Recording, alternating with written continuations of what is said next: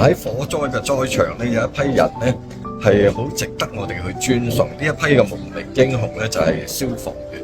我哋年幼嘅時候咧就叫呢啲嘅，聽到下啲大人咧叫咧就係叫做火燭鬼嘅。咁意思咧即係話咧呢個行業咧嘅人嘅工作咧非常之危險。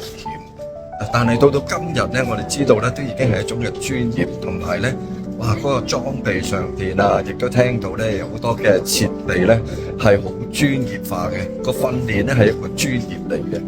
咁所以呢一個嘅專業唔係淨係單單係為咗自己嘅，亦都係喺嗰個嘅災場上邊咧係一種嘅叫做捨己救人嘅精神咧，係好值得我哋尊崇嘅。因為呢種嘅救人嘅一種嘅行動咧，無論係好人壞人、叻唔叻嘅人